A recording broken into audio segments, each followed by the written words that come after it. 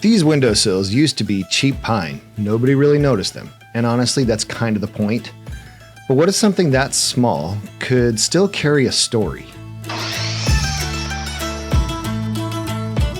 This pecan tree came out of our own backyard. In a previous video, I turned part of it into a fireplace mantle. And these new windowsills are going to be made from the same tree. And they're the last pieces really waiting for a purpose. These boards might look decent at first glance, but rough-sawn lumber has a way of humbling you. Nothing is flat, nothing is square, and every pass through the joiner or planer is attached to a decision. How much material do you remove, and how much character do you keep?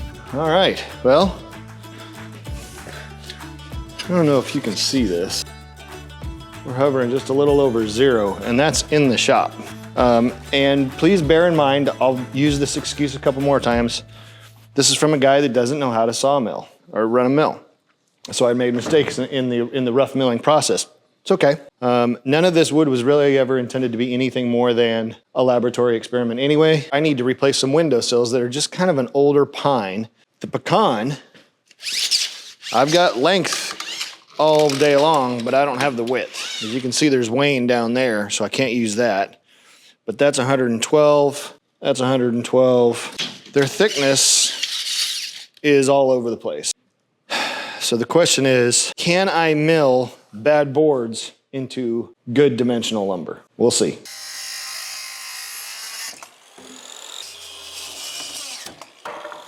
So the first step in the process is going to get at least one flat edge on both these boards. For this, I'm going to use a planer sled. I don't want to really put them in the flattener. I think it'll be unnecessary since I do have the planer. It's an older planer, as we all know, but it'll get the job done. So what you have to do is get the boards so that they don't move at all. And your reference surface is now that flat plank that I'm resting it on. A little hot glue and some shims will get that thing so it's not moving at all. We'll flatten that side, and then we'll flip them over and go on their own without the sled and flatten the other side, and then over to the joiner and table saw.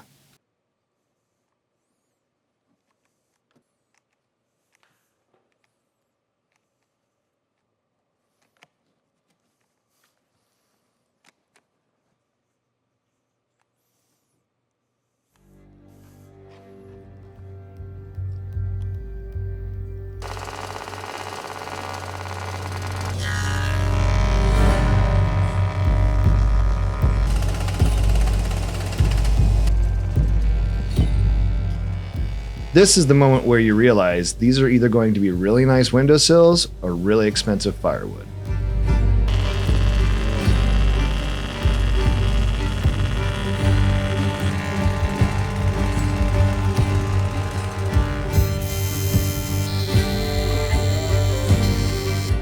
This is the part I love the most, when the noise fades and the grain starts to show itself. Same tree, same wood, just more attention.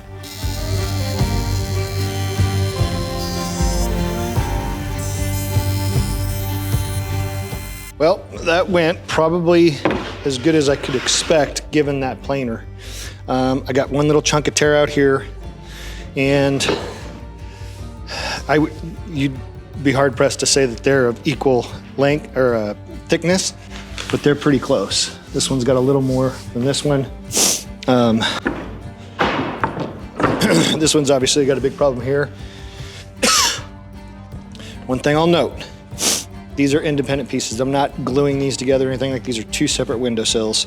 So I am willing, since it's my house, to put up with a little bit of this. So I'm gonna carve that out, sand this as it is, and just let this be the underside of the board. Lots of snipe happening with that planer. That said, I'm pretty happy. They're flat. I'm gonna get them on the joiner now, and that's gonna be tricky too, because I have to reference the flat edge on the side of the joiner to get one side, and then the other edge we'll do on the table saw.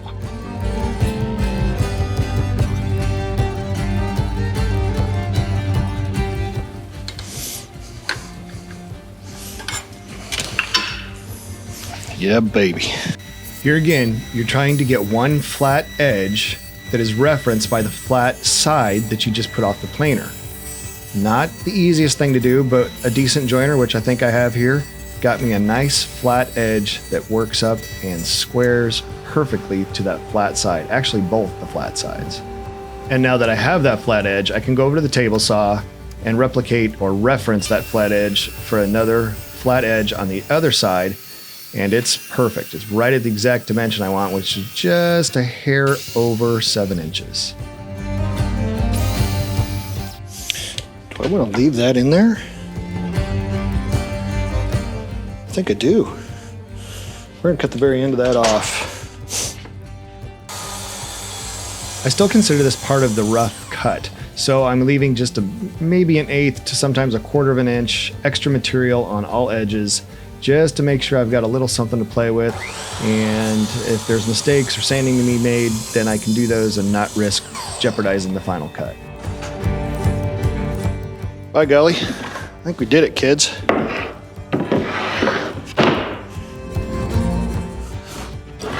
Flat, square. Obviously, I've got some work to do here.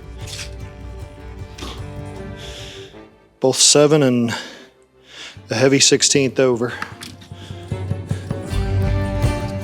Love it when it looks right. Right at 1 inch. Whew, right at 1 inch. This one's a little thinner. It's 15/16. 15/16. So they're to themselves proportionate.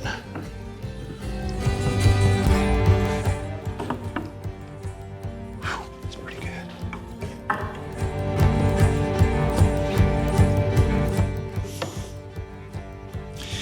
You know, the square edges, this one is slightly cupped, only just a little bit.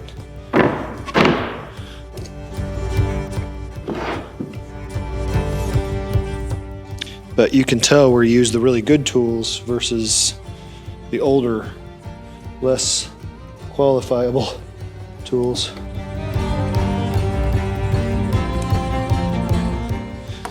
That is dead on square. So this will be the underside of this piece because this part couldn't really work on. So, you know, I could sit here and chip this off. What I'm gonna have to do is probably get in there and just sand and even plane. This will be the underside of the sill. Most of this will be buried down to something sandable. Those are gonna work. Back to the house. I'm gonna do a little demo, pull out the old sills, try to use them as templates, try to keep them in one piece, that one's split, not a big deal. Just gonna have them as a reference template so that I make sure that my cuts are as close as possible to the opening sill, the rough opening. I forgot to pack my camera, so used the iPhone to do the best I could. Holding and prying didn't work, so please excuse the substandard video work.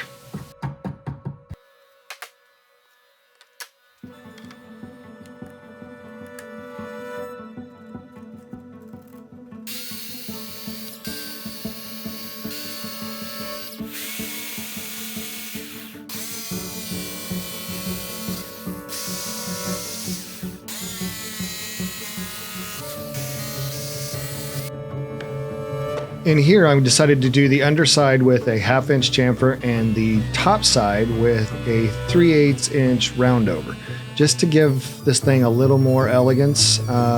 It's supposed to look like rustic, but there needs to be an effort to definitely elevate the room, and contemporary chamfering and routing, never a bad idea. I think it looks good.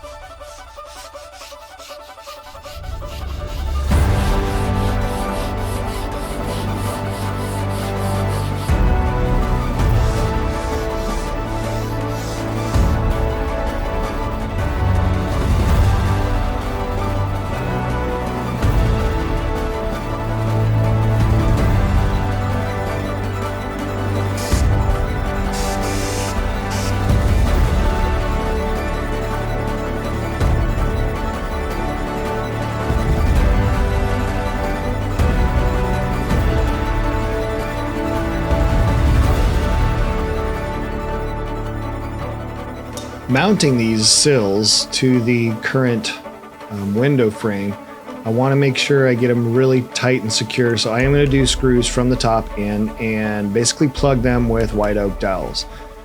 Little trick I learned a long time ago from my old man who was a finished carpenter was, and I got out of the habit of doing this, is tapping those marks. And so I just use a drill bit and find my mark, tap it in, and just twist it with my fingers. And that gets me in a nice tight spot where my drill bit doesn't drift off. And then I use that little, I don't know what that thing's called, but it gets a nice straight hole. Improve those holes, little Forstner bit. I think it's a 3/8 bit for a 3/8 dowel, and have a nice clean hole to approach and drop those screws in. Ooh, ooh. There we are. Hey, okay, so back at the house. I brought both pieces back. I'll let them sit overnight in the house. Hopefully they've expanded, done whatever they need to do. There's a little bow in one. I'm not too worried about it. Put the screws in, it'll tighten right down. So I'm gonna dry fit. First one, I grabbed either shelf, so. Ooh, it's just tight, guys. I don't want to break anything. If I need to cut drywall, that's fine, but I don't want to. Let's try the other shelf. Oh yeah. Make sure my chamfer's down. Like a glove. Second one. Ooh, this one's considerably off. Okay, so definitely gonna need to lose some drywall here because there's no way. I'd rather cut the drywall than the shelf. I'll go right on the paint line there.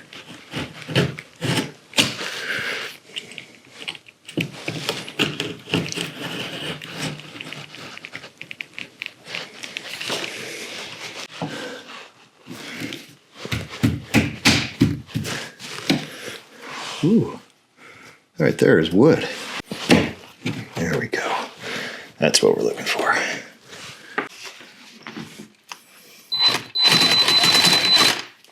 That is literally all I want to do.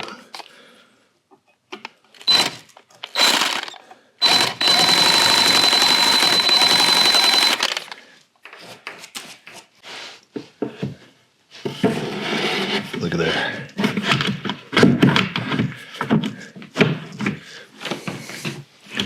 You can see it's not quite sitting in flush all the way there. Some of that could be this. It's getting closer.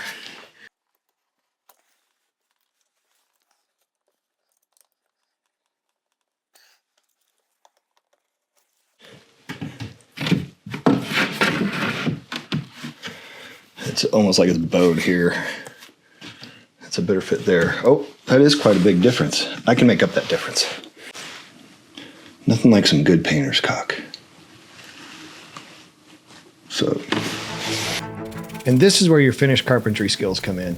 Now I'm actually approaching in the venue, if you will, and making it fit. This is just some fine tuning with some plaster, and then we're gonna get into some staining after a little water pop to braise that grain, and gives me a quick sand one more time.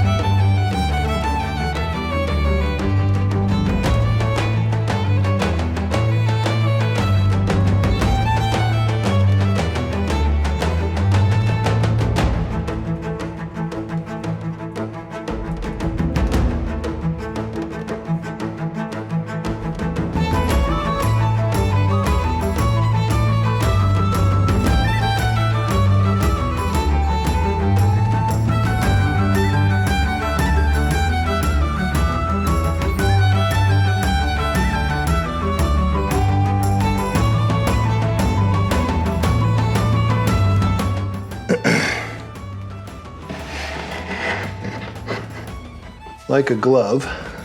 That is just what we were looking for.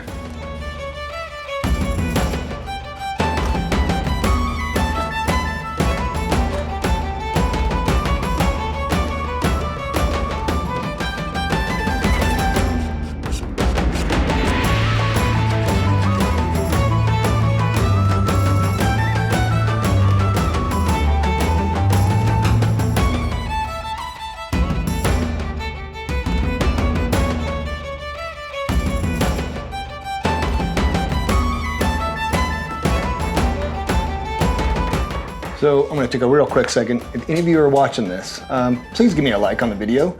It really helps get the video out in front of other people. It makes a huge difference for my channel in that the more likes I get, the more the algorithm feeds it out to other people. So that's super important for me. It doesn't cost you anything. And while you're at it, if you wanna subscribe to see more stuff like this, we'd really appreciate it. Thanks.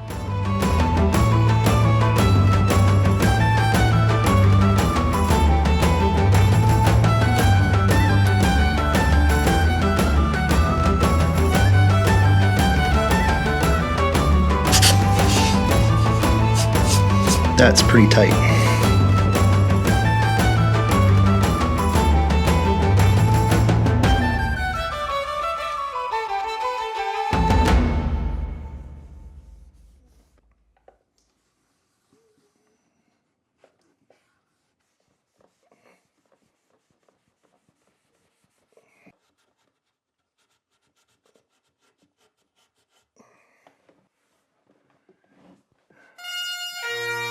This room, we call it the Buffalo Room. The Pecan just feels right here. High-end finished carpentry isn't loud. If you do it right, most people won't even notice it. But you notice it. Every time the light hits it, every time you walk past. These are just windowsills, but they come from a tree I cut down, milled myself, and turned into something permanent in this house. They're a small detail, but there are lots of work and a lot of care wrapped up in them. Not everything worth making has to be the centerpiece.